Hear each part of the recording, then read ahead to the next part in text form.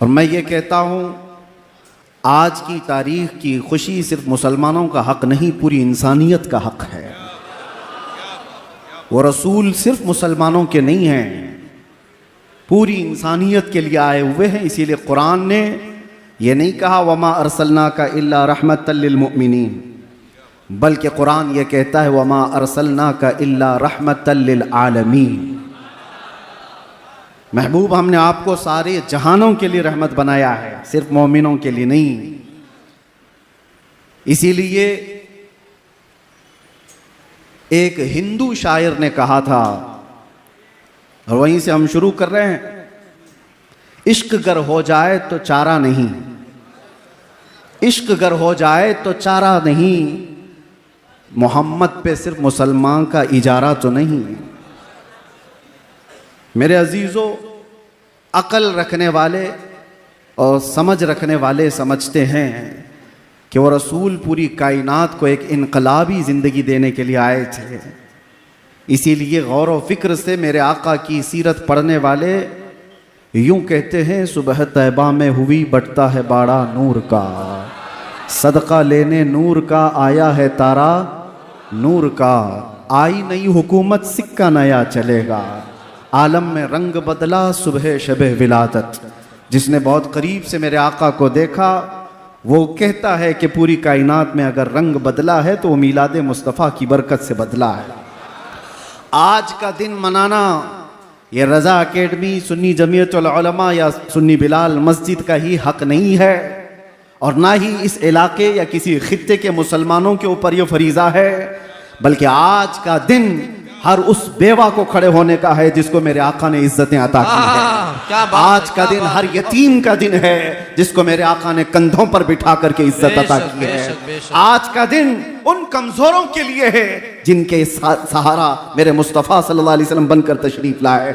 आज का दिन बूढ़ों का है, आज का दिन बेवाओं का है, आज का दिन फकीरों का है, आज का दिन पूरी कायनात की उन बच्चियों का है जिनको पैदा होते ही जिंदा दरगोर किया जाता था। औरतों की इज्जत देने वाला रसूल आज के दिन आया है, बेवाओं को शरफ बख्शने वाला रसूल आज के दिन आया है।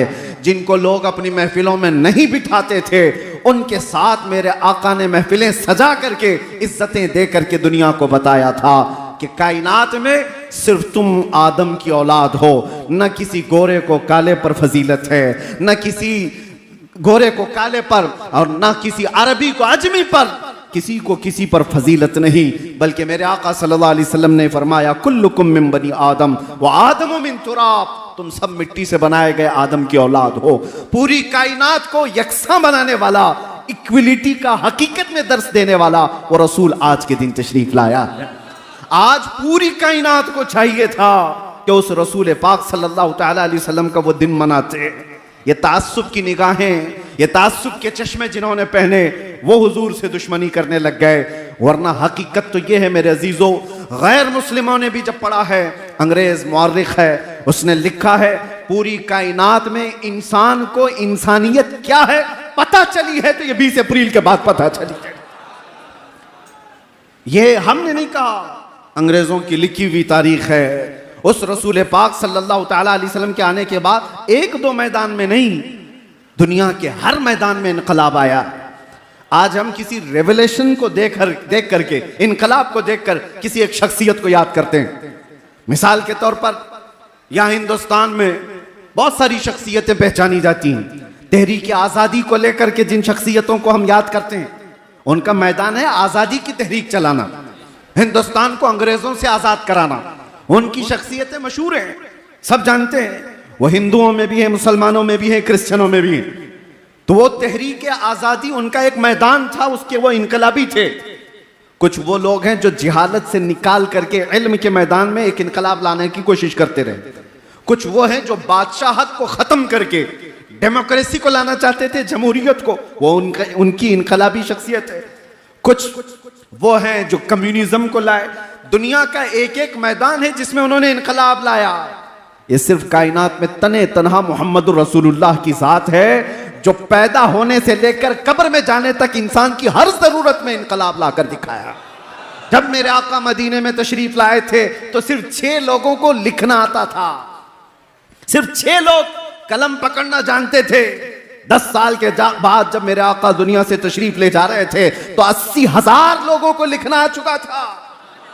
इल्म का इनकलाब इस दुनिया में इससे बड़ा कौन लाया है? मेरे अजीजों, एक सहाबी हैं, इनकलाब की बात आई है तो कहते हैं, या रसूल अल्लाह सल्लल्लाहु तआला अलैहि वसल्लम, ज़माने जाहिलियत की हमारी 2 चीज़ें ऐसी हैं जिसको याद करके हमें हंसी भी आती है और रोना भी आता है। कुछ बातें ऐसी हैं जिनको याद कर हम हंसते हैं, कुछ बातें ऐसी हैं जिनको याद कर हम रोते हैं। उस सहाबी ने जब ये कहा, मेरे आका सल्लल्लाहु तआला अलैहि वसल्लम पूछते हैं, कौन सी बातें जिस पर तुम रोते हो और जिस पर तुम हंसते हो?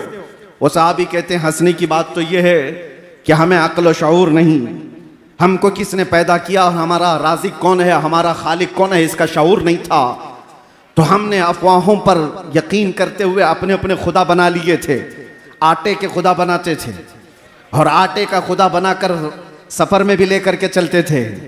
तवज्जो चाहता हूं। और वो साहबी कहते हैं, जब रास्ते में कभी खाना खत्म हो जाता तो हमारे खुदा का कभी हाथ तोड़ के खा लेते थे। आटे का तो था, खाने की चीज थी। कभी पैर तोड़ के खाते और ज्यादा भूख लगे तो गर्दन भी तोड़ के खा लेते थे। वो खुदाओं के साथ ये हश्र करते थे।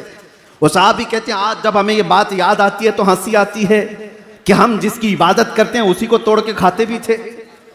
और दूसरी बात वो साहबी कहते हैं, या रसूल अल्लाह सल्लल्लाहु अलैहि वसल्लम, वो बातें जो याद करके हमें रोना आता है। वो कहते हैं, मेरे खुद की 5 बेटियां पैदा हुई हैं और हर बेटी को मैंने कब्र खोद करके दफन कर दिया। आखिरी बेटी बड़ी हो गई थी।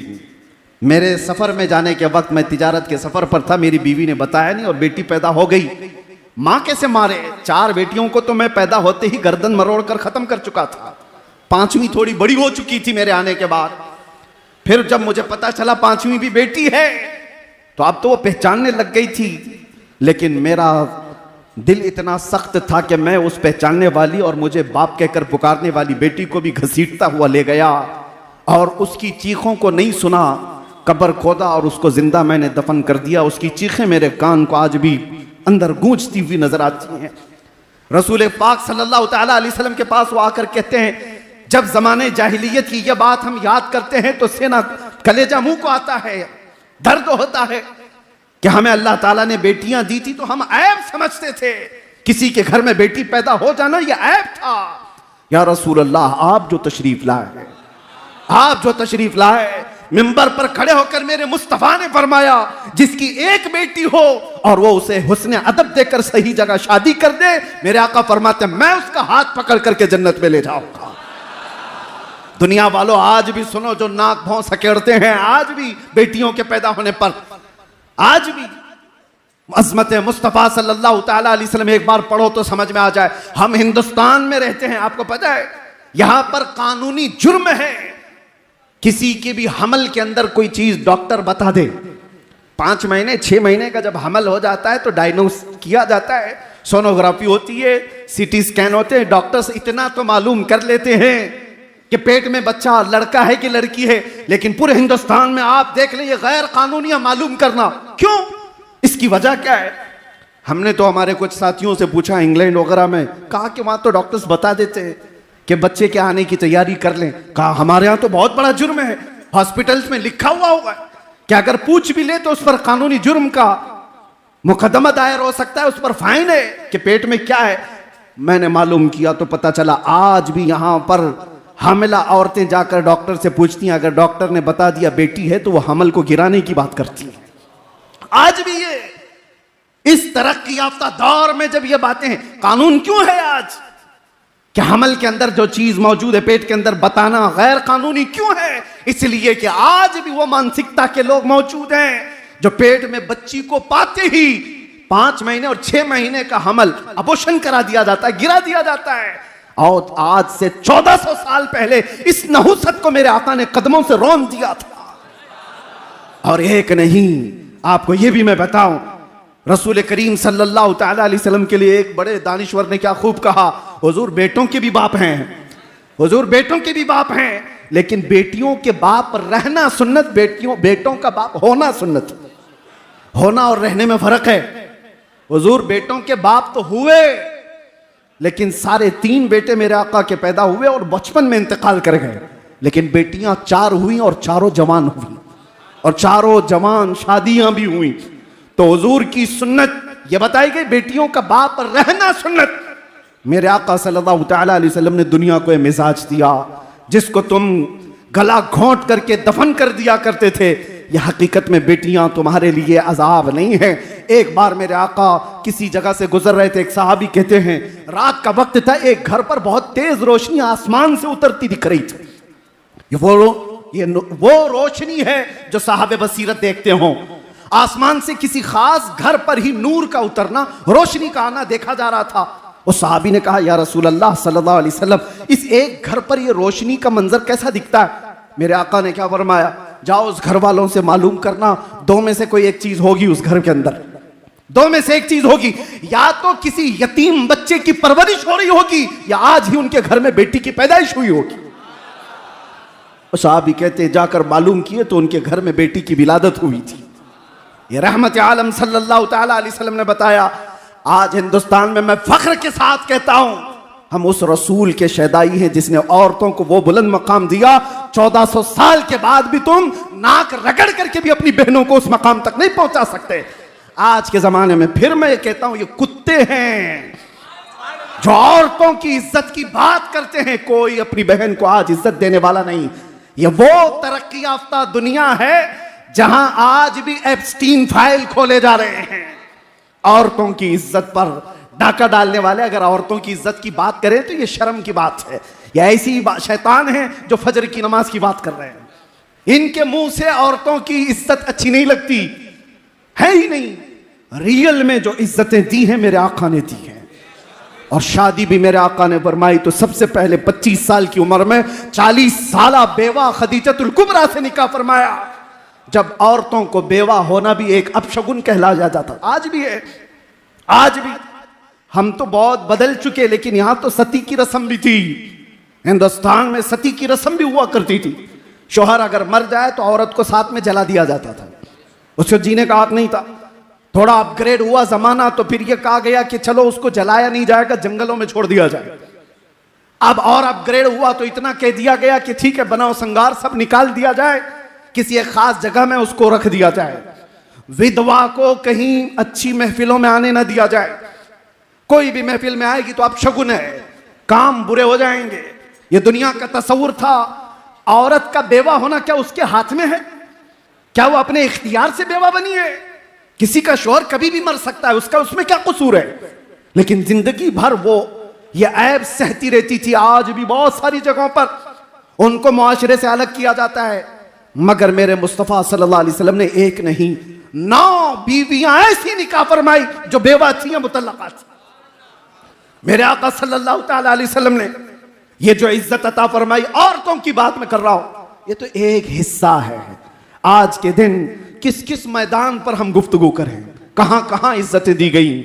औरतों की इज्जत पर बात इसलिए कर रहा हूं कि आज जरूरत है। हमारा वो दीन नहीं जहां पर 12 साल की बच्ची को बलात्कार करने वाला भी हुकूमत के तख्त पर बैठ करके मजे ले रहा हो। वो दीन नहीं है। ये दीन तो ये मेरे आका सल्लल्लाहु तआला अलैहि वसल्लम ने फरमाया, नजरों को भी उठाओगे तो नजर का जिना है। और ये भी नहीं है कि मुसलमान औरतों की इज्जत है। इस्लाम हर एक बेटी की इज्जत को वैसे ही समझता है जैसे मुसलमान बेटी की इज्जत है। ऐसा नहीं है कि जिना का अजाब, जिना की जो सजा है सिर्फ मुसलमान लड़की से करने पर जिना की सजा है। किसी भी घर की बेटी के साथ अगर किसी ने ज्यादती की तो सजा वही है। वो चाहे हिंदू की बेटी हो, चाहे वो यहूदी की हो, चाहे ईसाई की बेटी हो। ये इस्लाम ही है जो सारी बेटियों को एक सम्मान देता। यहां पर तफरीक नहीं है, इज्जतों की बात आए और मुसावात का दर्स देने वाला वो रसूल आज के दिन तशरीफ लाया है। औरतों को तो चाहिए था कि आज के दिन मेरे आका सल्लल्लाहु तआला अलैहि वसल्लम की अजमत के नारे लगाती। ये वो औरतें हैं जो आज भी 5 जेवर सब औरतों के यहां अक्सर पाए जाते हैं ना, देखे होंगे आप, गले में नेकलेस, दोनों हाथों में चूड़ियां, दोनों पैरों में पायल, तकरीबन सब औरतें पहनती हैं। तारीख आप पढ़ करके देखो, यूनान की उस वक्त की पॉश हुकूमतें भी और पहले के दौर की हुकूमतें भी ये मीटिंग करती थी औरत को इंसान समझा जाए कि नहीं समझा जाए। और उस दौर में बाज लोगों ने कहा कि ठीक है ये इंसान है, लेकिन इसको साथ में अगर कहीं ले जाना है बाजार में तो 5 जंजीरें पहनाकर, एक गले में, 2 हाथों में और 2 पैरों में 5 जंजीरें डाल करके औरत को बाजार ले जाया जाता था। औरत की यह हैसियत थी। मेरे मुस्तफा सल्लल्लाहु अलैहि वसल्लम ने इन जंजीरों को तोड़ा और उन जंजीरों को औरतों की जेवर बना दिया गया है। शक्ल तो बाकी है लेकिन जंजीर नहीं है। औरतों को इज्जत इस कायनात पर जिसने दिया है वो मेरे मुस्तफा ने अता किया है, रसूल करम सल्लल्लाहु ताला अलैहि वसल्लम ने अता किया है। अजीजा निगराम वक़ार, आज इसलिए भी मैं बात कर रहा हूं कि 2 चीजें बहुत बड़ी सख्त हैं दुनिया में, औरत और दौलत। इस पर कंट्रोल अक्सर लोग खो जाते हैं, यहीं से तो गुमराही आती है। इन 2 चीजों की लिमिटेशन मेरे आका ने जो तय की है वो कितनी बेहतरीन है। मदीने की एक यहूदी औरत है, चिट्ठी लिखती है अबू बकर सिद्दीक रज़ियल्लाहु ताला अन्हु जब खलीफा वक्त हैं, कहा कि मैं मदीना छोड़कर यमन जाना चाहती हूँ मेरे खानदान के पास, मुझे यहाँ सेफ नहीं लगता, सब मुसलमान हैं, मैं जाना चाहती हूँ। सिद्दीक अकबर ने उसका रास्ता नहीं रोका, कहा कि ठीक है जा सकती है, लेकिन तन्हा औरत है, कौन जाए इसके साथ। 2 जवान सहाबा को साथ में कर दिया कि यमन तक इस खातून को पहुंचा कर क्या हो। अब वो औरत और डर गई। मुसलमानों के बारे में जो एक परसेप्शन है, एक बना बनाया हुआ है, प्रोपेगेंडा है कि औरतों को देखेंगे तो ये पागल हो जाएंगे, कुछ भी कर लेंगे। दुनिया ने इस तरह से बना रखा है, हकीकत में खुद गंदे हैं। 2 जवान सहाबा को उस औरत के साथ कर दिया गया। औरत को ऊंट पर बिठाया गया है, कजावा सजा है, दोनों जवान चलते हुए जा रहे। यमन तक जाना है मदीने से, जहां जहां चौकियां आती, चेकिंग पॉइंट आते, ये दोनों नौजवान बात करते, खलीफा अव्वल सिद्दीक अकबर की मेहमान है, यमन जा रही है, ऊपर नहीं देखा जाता, रास्ते खोल दिए जाते। कई दिन की मसाफत के बाद जब यमन पहुंचते हैं तो वो खातून कहती है कई दिन का सफर कर लिया मदीने से यमन तक। वो औरत कहती है मैं खुदा को शाहिद बनाकर कहती हूं एक बार भी इन दोनों नौजवानों में से किसी ने मेरी तरफ आंख उठाकर नहीं देखा नहीं। जब मैं उतरती, जब मैं चढ़ती, जब मेरी हाजतें होती तो ये नौजवान अपना चेहरा फेर लेते, एक बार भी इन्होंने देखा नहीं। यमन पहुंच करके वो अपने खानदान को जमा करती है और कहती है मैं तो ये सोच रही थी मदीना अब सेफ नहीं है, मैं अपने खानदान के पास आ जाऊं, लेकिन ऐलान करती हूं ऐ मेरे खानदान वालों, मैं भी वापस मदीने जा रही हूं, तुम भी वापस मदीने आ जाओ। औरतों की इज्जत अगर कहीं महफूज है तो वो दामन मुस्तफा में महफूज है।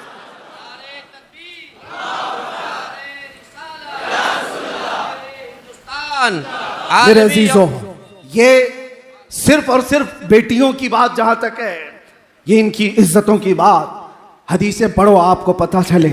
बेटी होने पर मेरे आका ने शफाअत की बात फरमाई, बहन हो तो फरमाया उसकी गायबाना भाई के हक में दुआएं ऐसी कबूल होती हैं जैसे काबे के पास कबूल होती है। माँ हो तो उसके कदमों में जन्नत है, बीवी हो तो एक लुकमा उसे खिलाया तो सदक़े का सवाब। औरत को हर मकाम पर वो इज्जतें दी गई। नबी आखिर ज़मान सल्लल्लाहु ताला अलैहि वसल्लम ने आखिरी जो अल्फाज वफात के वक्त जो बयान फरमाए उसमें भी ये जिक्र है, मिल्क यमीन अस्सलात, वो मिल्क यमीन। मिल्क यमीन किसको कहते हैं? जो तुम्हारे मातहत रहने वाली औरत। मेरे आका ने फरमाया उनका ख्याल रखना, उनके साथ ज्यादती ना हो, उनके साथ जुल्म ना हो। और हुजूर अकरम सल्लल्लाहु ताला अलैहि वसल्लम की सीरत आप पढ़ो, 10 बीवियां जो एक साथ रही, 10 बीवियां, और मुख्तलिफ रिवायात में जो 11 है तादाद, वो आगे पीछे किसी के इंतकाल के बाद, हजरत खदीजा जब तक थी तो कोई और बीवी नहीं थी, बाकी 10 बीवियां जब तक थी, एक भी बीवी ने कहीं कोई रिवायत नहीं बयान की कि हुजूर ने किसी पर हाथ उठाया, किसी ने नहीं कहा। हुजूर पाक सल्लल्लाहु ताला अलैहि वसल्लम ने सख्त मिजाज के साथ उनको तकलीफ दी हो कभी नहीं। रसूल करीम सल्लल्लाहु ताला अलैहि वसल्लम 10 बीवियों के साथ जो मुआशरती जिंदगी गुजार करके दिखाए हो, यहां तो 2 बीवियां रख नहीं पाता कोई। और वैसे भी हमारे ऊपर इल्जाम है कि 4 वाले हैं, मियाँ एक नहीं संभलती, 4 की बात की है। लेकिन रहमत आलम सल्लल्लाहु ताला अलैहि वसल्लम ने औरतों जैसी फितरत और सिफत जिसके अंदर है, अरे सब औरतों के अंदर एक नस्वानी सिफत सबके अंदर होती है। वो उम्महातुल मोमिनीन थी, रसूलुल्लाह की बीवियां थी, लेकिन थी तो औरत। और हदीसों में इसका जिक्र भी है। हजरत आयशा की बारी में हुजूर सल्लल्लाहु ताला अलैहि वसल्लम उनके घर हैं, हजरत ज़ैनब दूसरी बीवी हैं, उन्होंने गोश्त का एक ऐसा सालन बनाया जो हुजूर को बहुत पसंद था। उन्होंने सोचा आज मेरे घर में हुजूर तो आएंगे नहीं, बारी आयशा के घर है। थोड़ा सा सालन उन्होंने अपनी खादिमा को दे करके भेजा, आयशा के घर रसूलुल्लाह सल्लल्लाहु अलैहि वसल्लम, ये सालन हुजूर को पसंद है, पहुंचाओ।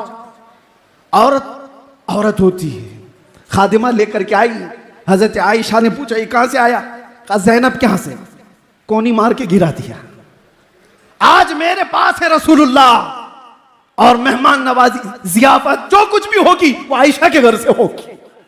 मुख्तसर सी ये छोटी मोटी बातें हैं, औरतों के अंदर तो होती ही हैं। अरे दो के दरमियान मसावात करना एक बड़ा चैलेंज होता है। मेरे मुस्तफा ने 10 बीवियों के साथ मसावात करके कायनात को दिखाया। ये कौन कर सकता है? जो रहमत आलम हो।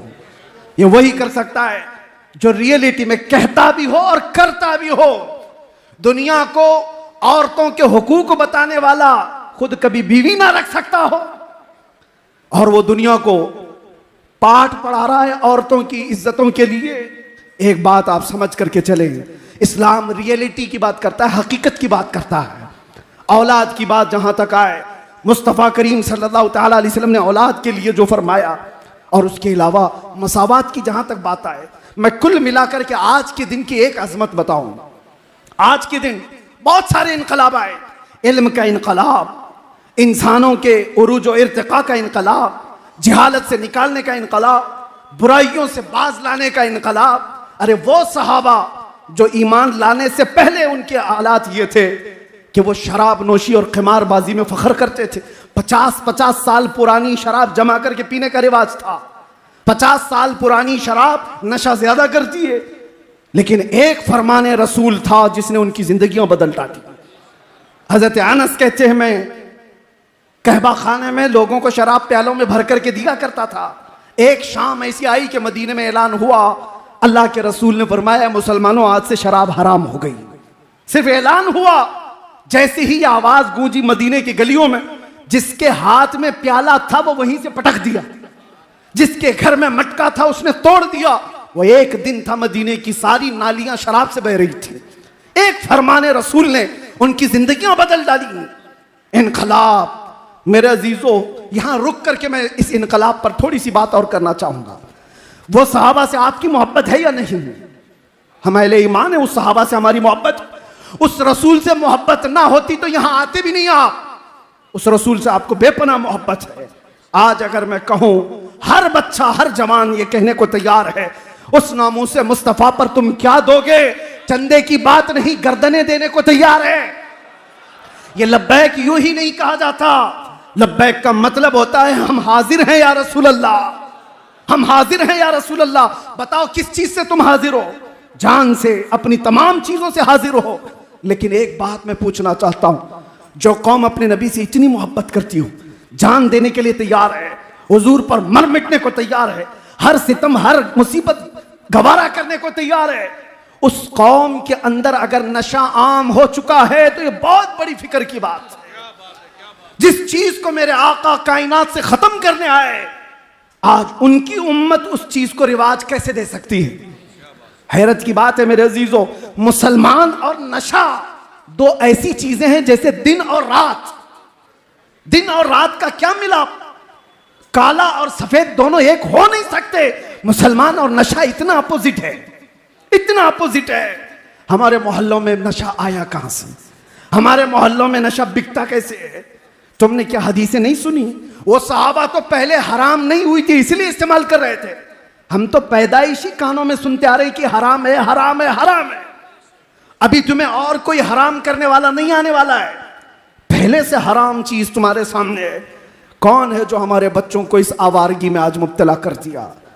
अगर इश्क रसूल राई के दाने के बराबर भी तुम्हारे सीनों में है तो मेरे अजीजों, नशा उठाना तो दूर की बात, तुम देखना भी गवारा नहीं करते। तुम्हारे सरों पर जिसकी इज्जत लगी हुई है वो मेरे मुस्तफा की है। दुनिया तुम्हें तुम्हारे नाम से नहीं, मेरे नबी के नाम से पहचानती। हमारी अपनी क्या पहचान है? हमारी अपनी क्या पहचान है? अगर मुस्तफा के ना होते तो हम जिंदा चलती फिरती लाशें होते। हमें कौन मुंह लगाता? आज हमें दुनिया देखती है तो नबी के नाम पर देखती है। इस नाम का इतना तो भरम रख लेते, इस नाम की इतनी तो लाज रख लेते कि मुस्लिम मोहल्ले में कम से कम नशा नहीं आता। वैसे तो पूरे मुल्क को नशा से पाक होना चाहिए, लेकिन खास तौर पर जब भी डिपार्टमेंट वाले और खास तौर पर नारकोटिक वाले जब बात करते हैं तो ये कहते हैं कि आपके लोग ज्यादा नशा में हैं, आपके लोग ज्यादा नशा में हैं। इसके दो कारण हो सकते हैं, दो वजह हो सकती हैं। एक तो जल्दी पैसा हासिल करने के लिए हर आदमी बहक जाता है, और दूसरा एक सोची समझी साजिश के तहत ये पूरे के पूरे खित्ते को नशा में मुब्तला किया जाता है। क्योंकि ये छुपी हुई चीजें नहीं है, किसी चलते फिरते आदमी से भी पूछ लो तो वो नशा का अड्डा बता देता है, यहां मिलता है, यहां बिकता है। हालात तो ये है आज। तो जब चलते फिरते आदमी को मालूम है तो हुक्कामे वक्त जो पावर रखते हैं क्या उनको नहीं मालूम? सब मालूम है। तो फिर कौन है जो इनको नशे में मुब्तला कर रखा है? एक चीज ये समझ में आती है, दुनिया इनको अच्छी तरह से पहचानती है। ये आम लोग नहीं है, ये आम लोग नहीं है, ये मोहम्मद अरबी के शेर हैं। इनको नशा में इतना सुलाओ कि उठने की हिम्मत ना हो। जिस दिन ये उठ गया तो अच्छे अच्छों का सोना हराम कर सकता है। नहीं उठना चाहिए, नहीं उठना चाहिए। तुम्हें इस तरह से आज पूरी दुनिया में, सिर्फ नशा यहां नहीं है, सऊदी भी मुब्तला है इसमें, अरब की कई कंट्रीज ऐसी हैं जहां सब मुब्तला है, और बगैर किसी पावरफुल जरिए के ये चीज नहीं होती। हजरत इतनी फिक्र के साथ मुझसे कह रहे थे कि दिल दर्द करता है जब अपने बच्चों को नशा में देखते हैं। और जिस इलाके में ये आप लोग हैं, हजरत यहां पर हैं, ये इलाका तो मशहूर से मशहूर होता जा रहा है, मशहूर से मशहूर होता जा रहा है। अजीजा ने गिराम वक़ार, अगर मुस्तफ़ा करीम सल्लल्लाहु अलैहि वसल्लम से राई के दाने के बराबर भी मोहब्बत रखते हो, बाज आ जाओ आज के दिन।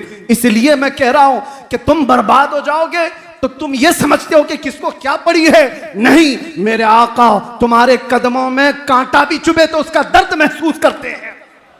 मेरे आका को दर्द होता है। अगर अपने नबी को कोई ईजा देना चाहता है तो क्या कोई ऐसा हिम्मत वाला आदमी है यहां पर जो रसूलुल्लाह को ईजा देना चाहता हो, मेरे आका को दर्द देना चाहता हो? हर जुमेरात को हमारे आमाल मेरे आका के सामने फरिश्ते पेश करते हैं। तुम्हारे सबके आमाल, हमारे सबके आमाल पेश किए जाते हैं।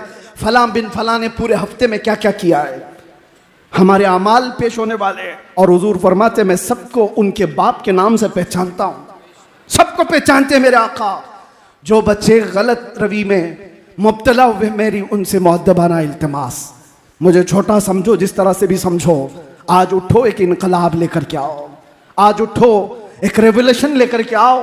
दुनिया आज भी तुम्हारी तरफ देख रही है कि बदलोगे तो तुम ही बदल सकते हो। तुम ही ने बदला था इस कायनात को, आज फिर बदलाव आएगा तो तुम्हारे जरिए से आएगा। दुनिया दूसरों की तरफ नहीं देख रही है, इसलिए कि दुनिया को पता है बदलने वाले मदीने से निकले थे, बदलने वाले बदर में आए थे, बदलने वाले ओहद में आए थे, बदलने वाले खंदक में आए थे, और कायनात को बदलने वाले करबला में आए हुए थे। मेरे अजीजों, आज उनके पैरोकार अगर तुम अपने आप को मानते हो तो उठो और बदलो।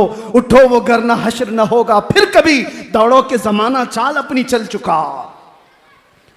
और फिर मुसावात की बात जहां तक मैं करना चाहता हूं, रसूल पाक सल्लल्लाहु ताला अलैहि वसल्लम ने जिन लोगों को उठाया था, एक शायर क्या खूब कहता है, एक अरब ने आदमी का बोलबाला कर दिया, खाक के जर्रों को हमदोशे सुरैया कर दिया।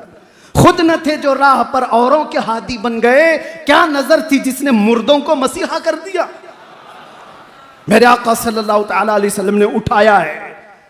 आज के दिन की जो सबसे बड़ी बात मैं कह रहा था वो ये, 20 अप्रैल को वो रसूल तशरीफ लाया है जिसने इंसानों को उनकी हकीकत से आशना कराया है।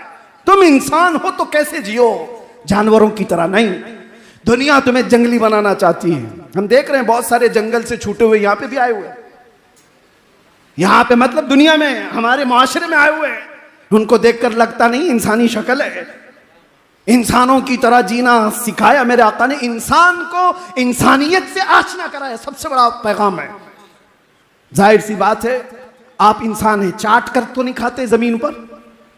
आपके सामने चावल डाल दिया जाए, दाल डाल दिया जाए और कहा जाए चाट के खाओ, आप कहेंगे मैं बकरी कुत्ता थोड़ी ना हूं, मुझे प्लेट में दो, हाथ उठा करके खाऊंगा।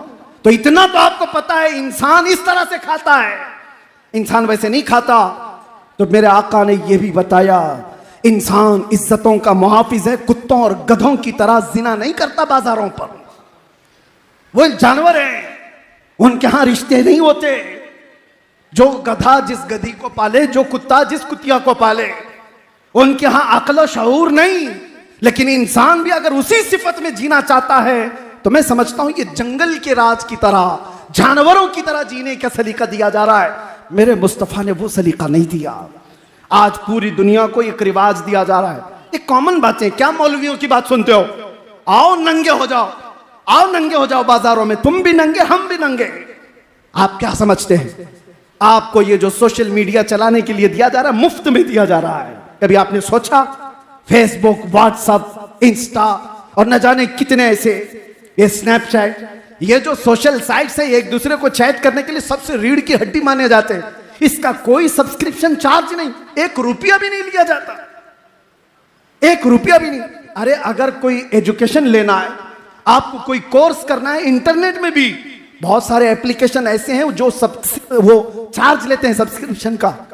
मंथली आपको फीस देना पड़ता है, वहां पर तो फीस देना। ये चैटिंग के जितने ऐप हैं क्यों खुले आम मुफ्त दिए जाते हैं?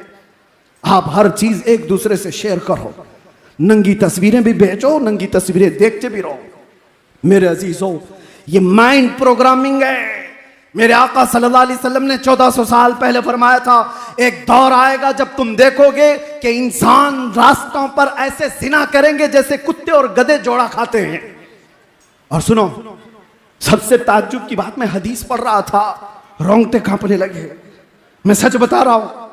हुजूर फरमाते हैं उस जमाने का सबसे शरीफ आदमी कौन होगा पता है? सबसे शरीफ आदमी, हुजूर फरमाते हैं उस आखिरी जमाने में सबसे शरीफ आदमी वो होगा जो जिना करते हुए देख के सिर्फ इतना कहेगा, भाई साहब थोड़ा पीछे चले जाओ। इतना कहेगा वो कि दीवार पीछे चले जाओ भाई, उसको सबसे शरीफ आदमी समझा जाएगा। ये मेरे आका ने आखिरी जमाने की अलामतें बताई। ये दुनिया वो मिजाज दे चुकी है। आज कोई मौलवी बोले इन नौजवानों को तो सब उस पर बरस पड़ेंगे। कौन से जमाने के मौलाना हो आप? क्या लड़कियों से बात करना कोई ऐब की बात है? एक नहीं, हम 70 लड़कियों से रोज बात करते हैं, रोज छोड़ते हैं। दुनिया ने तुम्हें इसकी आदत डलवा दी। ये इतना नॉर्मल कर दिया गया, कॉमन कर दिया गया कि किसी की इज्जतें कुछ नहीं होती। और फिर मैं कहता हूं तुम अपनी बहनों की इज्जत की फिक्र क्यों करते हो जब दूसरों की बहनों पर रात की तारीकी में डाके डालते हो? क्यों अपनी बहनों की इज्जत की फिक्र? बल्कि वो दौर भी आ जाएगा जहां से दुनिया शुरू हुई थी। मेरे अजीजों, अब वो दौर भी तुम देखोगे कि बहनों को खुद ही लोग बाजारों में ला देंगे। बाप अपनी बेटियों को खुद लेकर के आएगा बाजार में। हमने मिस्र में देखा है, आज से तकरीबन 17 साल हो गए मैं आकर के भी, उस वक्त जब अभी सोशल मीडिया का दौर नहीं था, दरियाए नील पर नाचती हुई लड़कियां, ताज्जुब होता कि उधर से गाड़ी गुजर जाए तो आंखें बंद कर लें। लेकिन किसी साथी ने कहा कि ये तवाइफ नहीं है, ये नाचने वालियां नहीं है, ये फैमिली के साथ आई हुई लड़कियां हैं, उनके माँ बाप सामने बैठे हुए हैं। हैरत होती है, बाप लेकर के आता है। और ये किसी मैं अरे गैर मुल्क की बात नहीं कर रहा, मुसलमान मुल्क की बात कर रहा हूं। हमने बगदाद में, इराक में भी ये सारे हरकतें होती हुई देखी हैं। क्या अब जमाना नंगा हो जाएगा? और इस तरह से तुम्हें आज मशहूर कर दिया गया कि तुम नेकियों को सुनना भी नहीं चाहते। आज कोई भी मौलाना कहे तो उसको फौरन बंद कर दो। अरे इसका मत सुनो। कोई चुटकुले सुनाने वाला हो, शादियों की बात करने वाला, औरतों की बात करने वाला, उसको वायरल करो, खूब सुनो उसको। मजेदार मुफ्ती है, मजेदार मौलवी है। लेकिन तुम्हें जिना से अगर कोई रोके, तुम्हारी आंखों की पाबंदी की बात करे, पुराने ख्यालात वाला आदमी है। अजीजा ने गिरामी, आपसे मैं ये कहता हूं, तुम जिस इस्लाम की बात करते हो वो इस्लाम नहीं है। ये मेरे आका का इस्लाम तो ये था, मेरे आका का इस्लाम तो ये था कि नबी पाक सल्लल्लाहु ताला अलैहि वसल्लम के सहाबा जिस मुआशरे में रहते, बरसों हो जाते, उन्होंने भाभियों को नहीं देखा था। बरसों हो जाते, अपने सगे भाई की औरत को नहीं देखा। और आज हम जिस इस्लाम की बात कर रहे हैं, अभी अगर नारा लगाओ कोई भी इस्लाम जिंदाबाद, तो देखो छत गूंजने लग जाए, दीवारें गूंजने लग जाए। इस्लाम जिंदाबाद के मस्जिद में जिंदाबाद, तुम्हारी शादियों की महलों में क्या हो गया इस्लाम को? कहां है इस्लाम? तुम्हारी बीवियों पर इस्लाम जिंदाबाद नहीं, तुम्हारी बेटियों पर इस्लाम जिंदाबाद नहीं, तुम्हारी माओं पर इस्लाम जिंदाबाद नहीं। हम किसी शादी में जाने से अब घबराने लग गए, डरने लग गए। अक्सर ऐसा होता है, हम अपनी शक्ल शबाहत देखते, या ये उलमा भी होते होंगे, मियाँ हमको पर्दा करके जाना पड़ता है, बाकी पर्दे वाली तो सब खुले होती हैं। मर्दों को, उलमा को पर्दे में लेके जाया जाता है क्योंकि यह सब नंगी है। वो बात करती है फातिमा तो ज़हरा की, दिल पर चोट लगती है। मेरे आका की वो दुख्तरे नेक अख्तर लगते जिगर, जिसका जनाजा भी किसी ने नहीं देखा, उससे निस्बत जोड़ने की बात करती हमारी बहनें आज। और हद तो ये है, उस रसूलुल्लाह की बेटी के पर्दे का हाल ये है, हदीस मुबारका है, क़यामत के दिन लोग तो नंगे उठाए जाएंगे, लेकिन उस महशर के मैदान में भी एक आवाज आ रही होगी फरिश्तों की तरफ से, या अहले महशर गद्दू अबसारकुम फइन्न फातिमा बिन्त मोहम्मद तमर्रु इलल जन्ना। ऐ महशर वाले, अपनी आंखें नीची कर लो, मोहम्मद की बेटी फातिमा जन्नत की तरफ जा रही है। उस दिन भी ऐलान होगा, और हमारी औरतें हों, उनसे निस्बत जोड़ने की बात करती हैं। ये बेहयाई का दौर। आज इस इनकलाबी दिन पर मेरा ये पैगाम है, मेरे आका सल्लल्लाहु अलैहि वसल्लम ने जिस नुक्ते पे हमें छोड़ा था, आओ उस नुक्ते पर। मेरे आका करीम सल्लल्लाहु ताला अलैहि वसल्लम दुनिया से जाने से पहले एक मर्तबा ऐसा हुआ कि रोए मेरे आका ने। हुजूर से सैयदना अबू बकर सिद्दीक ने पूछा, या रसूल अल्लाह सल्लल्लाहु अलैहि वसल्लम, गम किस बात का? मेरे आका फरमाते हैं, अभी मेरे पास दुनिया आई थी, उसने कहा मेरा मालो मता ले लो, मैंने ठुकरा दिया। दुनिया ने कहा मेरा हुस्न जमाल कबूल कर लो या रसूल अल्लाह, एक से एक लड़कियां आपकी खिदमत में होंगी। हुजूर फरमाते मैंने ठुकरा दिया, मुझे तेरे हुस्न जमाल की भी हाजत नहीं, तेरे दौलत और माल की भी नहीं। तो दुनिया मुझे ये कह करके गई, या रसूल अल्लाह, आज आपने मुझे ठुकराया, लेकिन आपके बाद आपकी उम्मत ऐसा नहीं कर सकेगी, वो मुझे ले लेगी, मेरे हुस्न और जमाल में मसरूफ हो जाएगी, मेरे दौलत और माल में गर्क हो जाएगी। हुजूर फरमाते दुनिया की इस बात ने मुझे रुला दिया, दुनिया की इस बात ने मुझे रोने पर मजबूर किया। मेरे आका सल्लल्लाहु ताला अलैहि वसल्लम को अगर गम था तो इसी दौर का था ये, जब उम्मत मेरे आका की तरफ देख भी नहीं रही। आज साल में एक मर्तबा क्या हम जलसा करके उस नबी रहमत का हक अदा कर सकते हैं? उस कायनात के आका व मौला की खिदमात का हक अदा कर सकते हैं? जिंदगी भर सज्जे शुक्र अदा करने के बाद भी मेरे मुस्तफा के निकले हुए आंसू के कतरे का भी हक पूरी उम्मत नहीं अदा कर सकती, पूरी उम्मत नहीं अदा कर सकती। जो ना भूला हम गरीबों को रजा, याद उसकी अपनी आदत कीजिए। आज मेरा पैगाम सिर्फ ये, मैं दर्द दिल के साथ कहता हूं, दुनिया तुम्हें देख रही है और मेरे नबी के नाम से देख रही है, और आज तुम यहां पर कहते हो मुझे देख करके मैं जो चीखता चिल्लाता हूं, मेरे ऊपर बड़ी पाबंदियां, जो कुछ भी लगाने की कोशिशें की जा रही, इसलिए कि जज्बात का मुकर्रिर बना, इसलिए सिर्फ कि लोग हुजूर की शान रिसालत में भौंकने लग गए। और मैं कभी इसके दर पर्दा सोचता हूं, आखिर ये कुत्ते भौंकने तक आए क्यों? इनको यहां तक का रास्ता दिया किसने? मेरे आका को इन्होंने देखा नहीं, हुजूर को समझा नहीं, सोशल मीडिया उठा करके नबी को गालियां देने लग गए। इनके पीछे जब रीजन तलाश किया जाता है तो ये बदअमल मुसलमान नजर आते हैं, इनको देख करके वो नबी को गालियां दे रहे हैं। मुसलमान ऐसे होते हैं इसलिए इनका नबी ऐसा होगा। मुआज़ल्लाहि रब्बिल आलमीन। क्या आज हमारी जिंदगी इस मोड़ पर आ गई कि हमारी वजह से मेरे नबी की इज्जत पर उंगलियां उठने लग जाए? हमारी जिंदगी आज इस मोड़ पर आ गई कि हुजूर को पढ़े बगैर आदमी गाली देने लग जाए, इसलिए कि मैंने अमल ऐसे दिखाए लोगों को। शराब की बोतल हमारे हाथ में आ गई, नशे के अड्डे पर मैं बैठा, ताश के पत्ते हमारे गलियों में, तो दुनिया फिर ये समझने लगी कि मोहम्मद का पैगाम यही था। दुनिया तुम्हें देख करके नबी को पहचानती है, वो पढ़ती नहीं है, देख करके समझती है। हर जमाने में मुसलमान अपने नबी का तर्जुमान रहा है, एम्बेसडर रहा है। बदलो अपनी जिंदगी को, और अगर आज ना बदले तो वो दिन इंतजार करो जब खबर में रखे जाओगे। बुजुर्गों ने फरमाया, फरिश्ते सवाल करेंगे तेरा रब कौन है, तेरा दीन क्या है। तीसरा सवाल मेरे नबी को दिखा कर कहेंगे। अक्सर अइम्मा ने कहा कि रसूलुल्लाह कब्र में आएंगे, कब्र में तशरीफ लाएंगे, तुम्हारा यकीन है या नहीं? मेरे आका हुजूर कब्र में आएंगे, यकीन है? बुजुर्गों ने फरमाया वो वक्त भी आएगा मुसलमान, संभल जा, जिस वक्त तीसरा सवाल फरिश्ते हुजूर को दिखाकर पूछ रहे होंगे इनके बारे में क्या कहता था। बुजुर्गों ने फरमाया हुजूर अपना चेहरा फेर लेंगे और कहेंगे खबरदार मेरी तरफ देखना मत। हुजूर अगर फरमा दिए या रसूल अल्लाह, अगर तुमसे जो मुंह छुपाऊं तो करूं किसके सामने? क्या और किसी से तवक्को नजर की है? मुझे बताओ नौजवानों, जिस वक्त कब्र में मेरे आका अपना चेहरा फेर ले और कहे मेरी तरफ मत देखना, इसलिए कि दुनिया में तुझे किसी और का चेहरा पसंद था, बात मेरी करता था, काम किसी और के। हुजूर को लब्बैक लब्बैक लब्बैक कहकर पुकार रहा है और फिर गलियों में तेरे तमाशे क्या है? तू अगर नबी का नहीं बन सका तो कब्र में किस चीज के इंतजार में जाएगा इस दुनिया से? और फिर याद रखना, हुजूर ने अगर चेहरा फेर लिया तो पूरी रहमत खुदा हमसे फिर गई। रहमत खुदा जिससे रूठ गई उसका क्या होगा?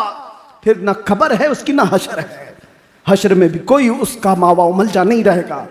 इसीलिए मुझे बार बार घूम फिर करके उसी बात पर आना पड़ता है। बरेली के इमाम ने हमारे दिलों पर उंगली रख करके कहा था आज ले उनकी पनाह, आज मदद मांग उनसे, कल ना मानेंगे कयामत में अगर मान गया। वहां तो सब मानेंगे, सब मानेंगे, आज ले उनकी पनाह और आज मदद मांग उनसे। और रसूल रहमत सल्लल्लाहु ताला अलैहि वसल्लम है जो गिरतों को उठाने के लिए आए हुए थे। दुनिया को एक आज का पैगाम मैं ये भी देना चाहता हूं, ऊंच नीच की बात करने वाले, कास्टिज्म की बात करने वाले, हमारे यहाँ कोई कास्टिज्म नहीं है। बिरादरियां बनी होंगी ये पहचान के लिए, और कुरान में अल्लाह ताला ने फरमाया वजअलनाकुम शुऊबन व क़बाइल लितआरफू, तुम आपस में एक दूसरे को पहचान सको, इसलिए तुम्हारे अंदर कबीले बने, खानदान बने। ये नहीं कि तू नीच है मैं ऊंच हूं, ये नहीं है कि तू अंसारी है ये मंसूरी है और ये पठान है और ये खान है, इसका इससे नहीं हो सकता उसका इससे नहीं हो सकता। कबीले इसलिए नहीं बने, एक दूसरे के तारुफ के लिए बने, एक दूसरे की पहचान के लिए बने। अब सुनो, मैं हदीस रसूल बताता हूं, दुनिया आज तक ये फर्क नहीं मिटा पाई। हमारे यहां भी आज कल को देखना जनगणना होगी तो उसमें भी कास्ट पूछी जाएगी, कास्ट को बरकरार रखना है। क्यों एक इंसान नहीं हो सकता कोई? सारे इंसान पैदा होने का तरीका एक ही है, मां और बाप से, लेकिन इनको इस तरह कास्ट में बदल कर रख दिया जाता है। आज जो हमें मसावात का दर्स देना चाहते हैं, मैंने गुजरात की सरजमीन पर कई लोगों के दुख सुने, ऐसे नहीं जो मुजरिम हैं, ऐसे लोग जो डिपार्टमेंट में आला ऑफिसर हैं, पढ़ लिख करके वो ओहदे पर आ गए, लेकिन वो कहते हैं हमारी बिरादरी छोटी है तो हमें आज भी गांव का मुखिया खटिया पे भी बैठने नहीं देता, चाहे मेरे स्टार लगे हुए। ये हालात बना दिए गए, मैं किसी का नाम लेकर नहीं कर, आज भी ये कास्टिज्म का जो भूत सवार है, कई जगहों पर जाकर देखो, छूत छात आज भी छूत छात से जूझ रहा हुआ ये मुआशरा। मेरे मुस्तफा की बारगाह में आओ, अल्लाहु अकबर। मदीने तैयबा में एक साहबी हैं जाहिर बिन हराम रदी अल्लाह ताला अन्हु, सब्जी बेचा करते थे, सब्जी फरोश थे और गांव से सब्जी लाकर मदीने में बेचते थे। सूरत की अच्छी नहीं थी, लोग जो है दूर हटते थे, फटे पुराने कपड़े पहन कर आते, पसीना जिस्म में रहता। आमतौर पर किसान लोग अपनी किसानी करते करते थक जाते हैं। इसी तरह जाहिर बिन हराम थे, बाजार में सब्जी बेच रहे हैं, अचानक पीछे से कोई आया और आंखों पर हाथ रख दिया, पूछा पहचानो कौन है? जाहिर बिन हराम वो कहते हैं इस पूरे भरे मदीने में मुझे कोई छूता नहीं, अगर मेरे चेहरे पर कोई हाथ रखा है तो आमिना का लाल ही होगा। बगैर किसी ताखीर के कहा ये मोहम्मद रसूलुल्लाह के हाथ हैं, और फिर अपने जिस्म को हुजूर के जिस्म से टच करने लग गए, लगाने लग गए। ऐसा नहीं कि मेरे आका हटने लग गए, हुजूर ने भी अपना जिस्म उनको लगा दिया। और उसके बाद हुजूर ने ऐसे ही मदीने की गलियों में बाजार में जहां ये खड़े थे ऐलान किया कौन है जो मेरे गुलाम को खरीदेगा? जाहिर बिन हराम कहते या रसूल अल्लाह, मुझ जैसे बदसूरत को कौन खरीदेगा? लोग तो मुझे टच भी नहीं करते, आप मुझे बेचने की बात कर रहे हैं।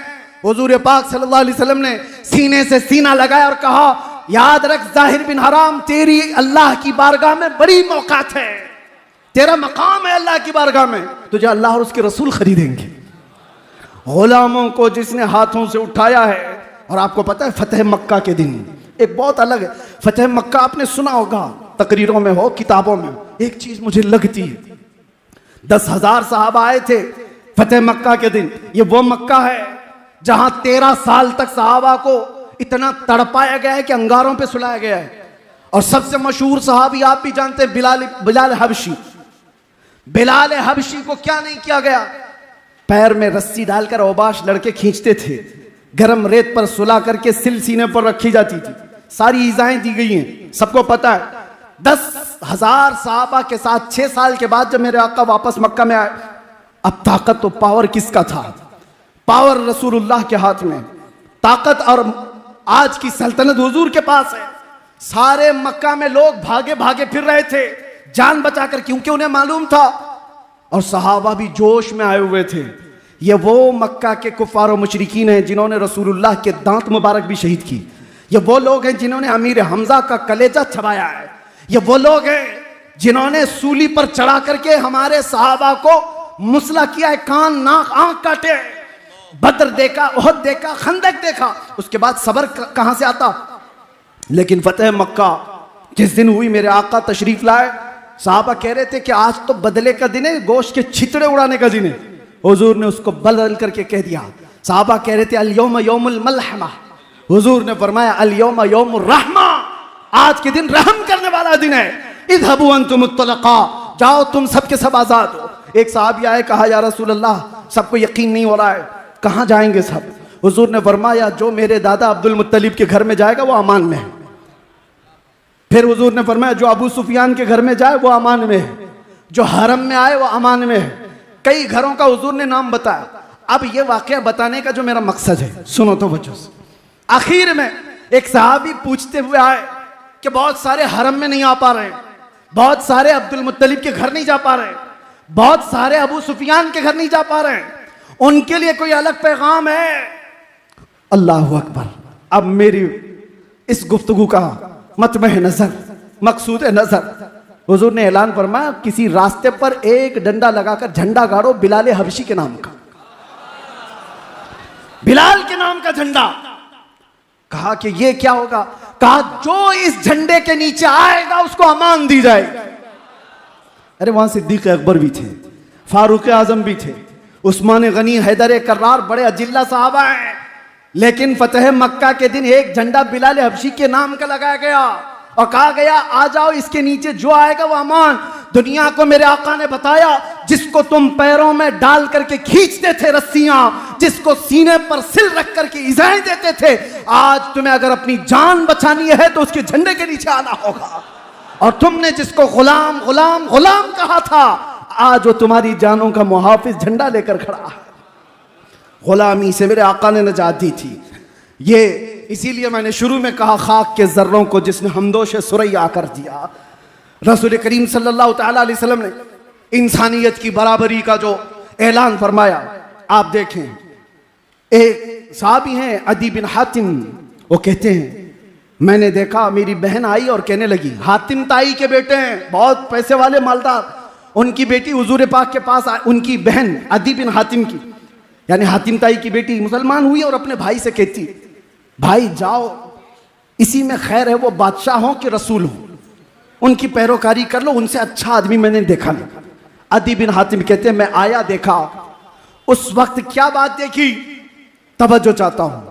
रसूल पाक सल्लल्लाहु तआला अलैहि वसल्लम महफिल में मदीने की एक पागल औरत जिसका जहनी तवाजुन खो गया हो, लोगों से वो बड़बड़ बड़बड़ करती रहती, किसी को भी पकड़कर कुछ भी सुनाती है। ऐसी पागल औरतों से तो हर कोई दामन बचाता है। वो औरत करीब आती गई और महफिल में आकर के कहा कि ए अल्लाह के रसूल, मैं आपसे बात करना चाहती हूं। पागल औरत है, मेंटल केस जिसका है। और सहाबा बचाने लग गए, हटो। रसूलुल्लाह सल्लल्लाहु अलैहि वसल्लम से सहाबा कहते हैं या रसूल अल्लाह, ये बदजुबान औरत है, कुछ का कुछ बोल जाती है, कहीं आपकी शान में ये बदजुबानी ना करे, नाज़ेबा कलमात ना कहे। हुजूर ने सहाबा से क्या कहा जानते हो? हटो, उसे आने दो, मुझे पता है मदीने में कोई उसकी नहीं सुनता, अगर मैं भी ना सुनूं तो वो किसको सुनाए? वो रहमत आलम आए थे सुनने के लिए, और वो पागल औरत हुजूर को उठा ले जाती है। साहबा कहते हैं हुजूर उठ करके गए उसके साथ, कहती है अकेले में बात करना चाहती हूँ। हुजूर ने कहा ठीक है, अकेले में बात। और वो पता नहीं क्या क्या सुनाती रही।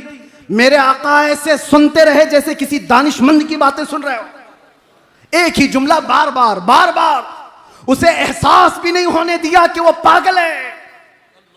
ये मेरे आका की अदाएं थी जिसको कुरान ने कहा लक़द जाअकुम रसूलुम मिन अनफुसिकुम, तुम में वो रसूल आया है अज़ीज़ुन अलैहि मा अनित्तुम, तुम्हारा तकलीफ में पड़ना उस रसूल को देखा नहीं जाता, गवारा नहीं। हरीसुन अलैकुम बिल मोमिनीन, तुम्हारे सिर्फ ईमान की तलब रखने वाला, रऊफुर रहीम, निहायत नरमी करने वाला और शफकत करने वाला रसूल आया है तुम्हारे पास। अजीज़ान गिराम वक़ार, कहने को बहुत सारी चीज़ें हैं, आज के दिन का मेरा यही पैगाम काफ़ी है। आप उठो, जिस पैगाम को मेरे आका ने पूरी कायनात में फैलाया, पूरी कायनात में। तुम ख्वाहिशात के पुजारी नहीं हो, तुम माबूदाने बातिल के पुजारी नहीं हो। एक फ़र्क मैं आपको बताऊं, एक फ़र्क, लोग जो है ये समझते हैं बुतों की पूजा करने वाले ये मुशरिक है, एक खुदा को छोड़कर दूसरे खुदाओं की इबादत करने वालों को मुशरिक कहते। लेकिन कुरान ये कहता है साथ में, अरअयत मन इत्तखज़ इलाहहु हवा, ऐ रसूल क्या आपने नहीं देखा उन लोगों को जो अपनी ख्वाहिशों की इबादत भी करते हैं, ख्वाहिशात को माबूद बना लिया है। नौजवानों, तुम्हारे दिल में जो बात आए उस पर अमल कर लेना जरूरी नहीं होता। रात को तुम्हारा नफ्स उठाए किसी लड़की से बदकारी करने के लिए, तुम ख्वाहिशात के पुजारी मत बन जाओ। तुम रसूल रहमत सल्लल्लाहु अलैहि वसल्लम के पैरोकार हो, याद करना तुम्हारा रब तुम्हें देख रहा है। यअलमु खाइनतल अयुनि वमा तुख्फी सुदूर, तुम्हारी आंखों की खयानत को भी वो जानता है, तुम्हारे दिल में गुजरने वाले हालात से भी वो बाखबर है। आपको आपका नफ्स दौलत की रेल पेल में ऐसा मसरूफ कर देगा कि तुम्हें न नमाजों का ठिकाना कुछ भी नहीं। मैं एक बात याद करता हूं, हजरत दाऊद ताई बहुत बड़े सूफी बुजुर्ग हैं, उनसे उनके मुरीद ने पूछा हुजूर कुछ नसीहत कर दे। उन्होंने कहा मैं मसरूफ हूं, जुबान खोलते ही नहीं थे दिन भर। कहा दो बातें कहता हूं वो सुनकर चले जा। एक बात ये, अल्लाह ने तुझे जिस जगह जाने से मना किया वहां कभी दिखना मत, और जहां आने के लिए कहा वहां कभी गैर हाजिर रहना मत। बस ये दो चीजें, अल्लाह ने जहां जाने से मना किया वहां कभी दिखना मत, और जहां आने का हुक्म दिया वहां कभी गायब रहना मत। बस ये दो चीजों पर पूरी जिंदगी चला लो। आज आपके लिए भी ये पैगाम है, तुम अपने चेहरे के साथ वहां कभी ना दिखो जहां मेरे रसूल को पसंद नहीं, वहां कभी ना दिखो जहां रसूल रहमत सल्लल्लाहु तआला अलैहि वसल्लम की इज्जत पर उंगली उठ सकती है, और वहां हर दम दिखो जहां मेरे नबी की आंखों की ठंडक है। हर दम नजर आओ जहां मेरे आका को पसंद है। आज हमने वर्ल्ड दुरूद डे के तौर पर इसका ऐलान किया है। रजा अकेडमी की जानिब से ये जो मुहिम छेड़ी गई थी, आपको मैं बताऊं, पिछले साल से लेकर जो मैं अपने जानिब से, हमारे भी सोशल मीडिया के जरिए से जो ये मुहिम छेड़ी गई थी, हर कोई बंदा दुरूद पढ़े मेरे आका की बारगाह में पेश करेंगे। और हमने 1200 करोड़ मरतबा दुरूद पढ़ने का आज़म किया था, 1200 करोड़ मरतबा, और उसके लिए सारी टीम लगी हुई थी। अल्लाह अकबर, मैं उस वक्त दंग रह गया, उम्मत मेरे मुस्तफ़ा से कितनी मोहब्बत करती है कि मीलाद मुस्तफ़ा से पहले ही हमारे पास 1,17,000 करोड़ मरतबा के दुरूद आए। मामूली चीज नहीं है, मामूली चीज नहीं है, 1,17,000 करोड़ दुरूद। इससे फिर दिल में यह बात आती है, उम्मत गुनहगार हुई है, गद्दार नहीं है। आज भी इनके दिलों में वो शमा रोशन है, बस थोड़े से इस दिए को तेज होने की जरूरत है, इसकी लौ को थोड़ी सी भड़कने की जरूरत है। लेकिन होश के साथ मेरे आका सल्लल्लाहु तआला अलैहि वसल्लम की मोहब्बत का नशा जिसके सर चढ़ता है, फिर मेरे अजीजों वो नशा के नुक्कड़ पे नजर नहीं आता। वो नशा है जो धतूरा है, वो नशा है जो अफयूम, चरस, गांजा, कोकीन, अफयूम तुम्हें तुम्हारी इंसानियत से भी बेखबर कर देगा। वहां तो बंदा माँ और बीवी के बीच में फर्क नहीं कर पाता। उस नशेड़ी को देखो आप, जो जमीन और आसमान को फर्क नहीं कर पाता। जमीन नीचे ऊपर दिखती है, उसे आसमान नीचे दिखता है। लेकिन इश्क मोहम्मदी में जो सरशार होता है, अरे वो कायनात का इमाम होता है। उसकी जुबान से निकलने वाले अल्फाज, हम चरसियों को भी देखते हैं, अगर मैदान में या रास्ते पे पड़े हुए कुछ बकरे हैं तो लोग उनको देखते नहीं, सुनते नहीं, गुजर जाते हैं, ये चरस के नशे में बकरा है, पता नहीं क्या बोल रहा है। लेकिन इश्क मोहम्मदी में जब कोई बोलता है, ये नशा तो ऐसा है कि सारे कानों को उस बरेली की तरफ फेर देता है। और पुकार पुकार कर नशे इश्क मोहम्मदी में सरशार इमाम इश्क मोहब्बत यूं कहता है, सरवर कहूं कि मालिक मौला कहूं तुझे, बागे खलील का गुले ज़ैबा कहूं तुझे, अल्लाह रे तेरे जिस्म मुनव्वर की ताबिशें, ऐ जाने जा मैं जाने तजल्ला कहूं तुझे। उसकी आंखों में कोई और जलवा दिखता ही नहीं, जो दिखता है वो सिर्फ अपने महबूब का जलवा दिखता है। मैं तुम्हें दावत देता हूं, वो नशा तो कर लो एक बार कि जहां नजर उठाओ ये कहने पर आमादा हो जाओ, सर ताब कदम है तने सुल्तान ज़मन फूल, लब फूल, दहन फूल, सकन फूल, बदन फूल, वल्लाह जो मिल जाए मेरे गुल का पसीना, मांगे न कभी इत्र न फिर चाहे दुल्हन फूल। क्या बात रजा उस चमनिस्तान करम की, जहरा है कली जिसमें हुसैन और हसन फूल। और जब लुटाने की बात आए तो एक नशेड़ी को भी हमने देखा, वो माँ के गले से चैन खींच करके अपना नशा तैयार करता है, वो बहन को चाकू मार करके भी पैसे चुराता है। लेकिन इश्क मोहम्मदी में जो सरशार होता है, अल्लाह अल्लाह, वो क्या कुछ नहीं लुटा था। अरे यूं कहता है, या रसूल अल्लाह क्या पेश करूं आपके लिए, जमीन व ज़मा तुम्हारे लिए, मकीनो मकान तुम्हारे लिए, चुनीनो चुना तुम्हारे लिए, बने तो जहां तुम्हारे लिए। आका सिर्फ इतना ही नहीं, दहन में जुबान तुम्हारे लिए, बदन में है जान तुम्हारे लिए, हम आए यहां तुम्हारे लिए, उठे भी वहां। वो इश्क मोहम्मदी में सरशार किसी को मानता ही नहीं। वो कहता है तो सिर्फ यही कहता है, इसालत कुल, इमारत कुल, इमामत कुल, विलायत कुल, सियादत कुल, खुदा के यहाँ तुम्हारे लिए। ये ताजो कमर, ये शम्सो कमर, ये बागो शजर, ये बरगो शजर, ये तैगो सिपर, ये ताजो कमर, ये हुक्म रवां तुम्हारे लिए। जिना में चमन, चमन में समन, समन में फबन, फबन में दुल्हन, सजाए मिहन पे ऐसे मिनन, या मनो अमा तुम्हारे लिए। आका मैं ही क्या आपकी सना में, कलीमो नजी मसीहो सफी, खलीलो रजी अतीको वसी, गनी वो अली, सना की जुबान तुम्हारे लिए। और आखिर में ये कहता है, ये दुनिया का ही मामला नहीं है, आखिरत में भी जाओ मेरे महबूब का ही जलवा दिखेगा। सिर्फ और सिर्फ एक ही जलवा दिखेगा जिसकी मोहब्बत में बरेली का इमाम सरशार था। कहता है कयामत के दिन सारी मखलूक ये देखती रहेगी, खलीलो नजी मसीहो सफी, सभी से कहीं न बनी, खलीलो नजी मसीहो सफी, सभी से कहीं न बनी। ये बेखबरी की खल्क फिरी कहां से कहां तुम्हारे लिए। या रसूल अल्लाह, आखिर में दुआ सिर्फ इतनी है, सबा वो चले कि बाग फले, वो फूल खिले कि दिन हो भले, लिबा के तले सना में खुले, रजा की जुबान तुम्हारे लिए, लिबा के तले सना में खुले, हम सब की जुबान लब्बैक या रसूल अल्लाह।